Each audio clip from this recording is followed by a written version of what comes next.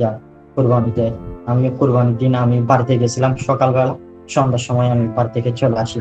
চলে আসার পরে আমরা আর বাড়িতে যাওয়া হয় নাই।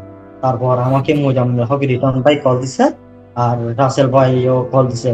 আমাদের একটা গ্রুপ আছে, গ্রুপে আমি তিনজন কথা বলতেছি, রাসেল ভাই, মিজান ভাই, আর আমাদের মোজাম্মেল হক রিটন, পটিয়া উপজেলা যুবলীগ নেতা। তো বলছে আমরা কালকে সকালবেলা আমাদের একটা প্রোগ্রাম করার জন্য আমরা ডিসিশন নিচ্ছি। তো আমি বলছি আচ্ছা ভাইয়া ঠিক আছে, আমি এখন যেমন জায়গায় আছি এখানে আমার কথা বলার সুবিধা হবে না। আমি একটা কাজ করি, আমি আপনাকে, আমার আম্মু নাকি অসুস্থ, আমি একটু করে গিয়ে আমার আম্মুকে দেখে আসবো। তো রিটার্ন ভাই আমাকে বাড়িতে যাওয়ার জন্য নিষেধ করছে। আমি বলতেছি ভাইয়া আমি আম্মুকে দেখে সাথে সাথে আমি চলে আসবো। তো আমি একটা তখন দোকান চাকরি করতেছি। তো চাকরি করার পরে ওই দোকানটার থেকে আমি বের হয়ে আমার আম্মুকে দেখতে যাচ্ছি। দেখতে যাওয়ার সময় আমি একটা সিএনজি নিই, সিএনজিটা আমাদের বাজারের পাশে গিয়ে ওনার গ্যাস পড়ে গেছে। তো উনি বলছে ভাইয়া আপনি কষ্ট করে একটা অটো নেন, না হলে আপনি বাইশ দূরে নেই, অল্প জায়গা হয়তো আমি হেঁটে চলে যেতে পারবো। আমি বলছি আচ্ছা ঠিক আছে, আমার ভাড়াটা তাহলে নিয়ে নেন। তারপর আমি যখন রাস্তা দিয়ে হেঁটে একটু বাসার কাছাকাছি মোটামুটি চলে আসি, আর 4 মিনিট মতো হাঁটলে আমি আমার বাসায় ঢুকতে পারবো। তখন আউটসাইড থেকে বিএনপি জামাতের সন্ত্রাসীরা বের হয়ে আমাকে বলছে দাঁড়া। তারা বলছে আমি এরকম পেছন দিকে পেয়েছি। প্রথমে একজন এসে আমাকে সাথে সাথে এখানে খুব দিয়ে ফেলছে, খুব যখন দিয়ে ফেলছে মানে কি আমি অবাক হয়ে এরকম নিজের দিকে তাকিয়ে রয়েছি। তাকিয়ে থাকার পরে আমি আরেকটা যখন মারছে আমি এরকম আমার মাথায় হাত দিয়ে ফেলছি। হাত দেওয়ার পর আরেকজন এসে মাটি দিছে আমার এখানে যখন খুব মেরে দিছে, তখন আমি আর কিছু করতে পারিনি, শুধু আমি এইভাবে হাত দিয়ে তাকাই রয়েছি। আরেকজন এসে আমাকে এইভাবে এখানে এই জায়গাটায় খুব মেরে দিছে। খুব মেরে দেওয়ার পরে আমি যখন এরকম চিৎকারাচ্ছি, তখন আমাকে আরেকজন এসে আমার খাবারে বাড়ি মারি দিছে। বাড়ি যখন মেরে দিছে আমি ডলে পড়ে গেছি। ডলে পড়ে যাওয়ার পরে এরা আমাকে এলেভেটারি কেউ রাখি দিয়ে বাড়ি যাচ্ছে, কেউ আমাকে মুততেছে। তখন আমি বলতেছি আমাকে একটু পানি খাবো, আমাকে একটু পানি খাবো, আমার গালবারে রাতি দিয়ে বলতেছে মরে যা। তখন আমি ইস!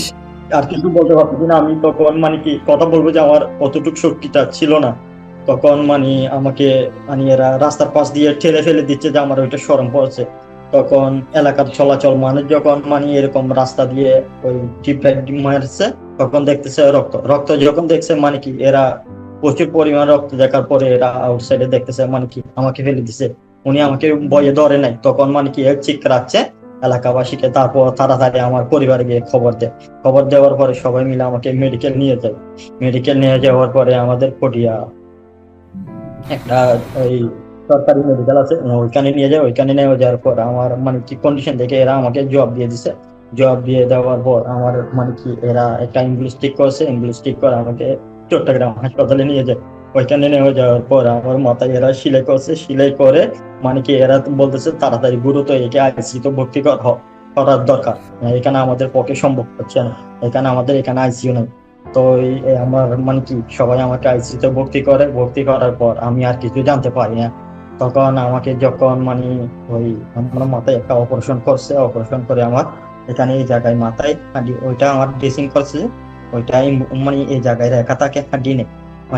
ড্রেসিং করে আমাকে 3 দিন পর পর এই জায়গায় রেখা থাকে, আমি ওইটা দেখাইতে পারতেছি না।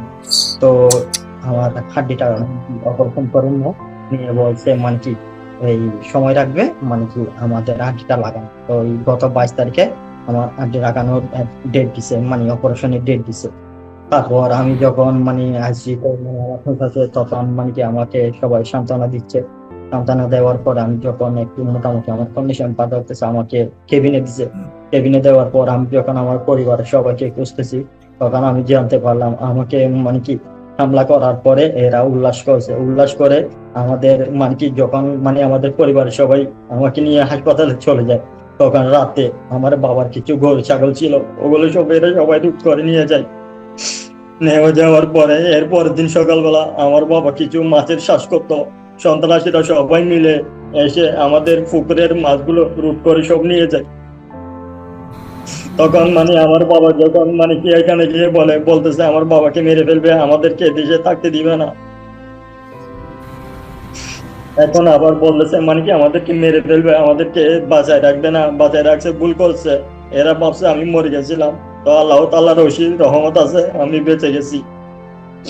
এখন নেত্রী আমার শুধু একটা আবেদন, আমি যখন একটু ভালো হবে, আমার অপারেশন সাকসেস হবে, আমি সুস্থ হয়ে আমি আমার বাড়ি ফিরবো না, আমি রাজপথে ফিরবো। যতদিন পর্যন্ত আমি আপনাকে নিয়ে বাংলাদেশে আনতে পারি নাই, এদেশে আনতে পারি নাই, ততদিন পর্যন্ত আমি রাজপথে যে আমি আমার ঘরে ফিরে যাব না।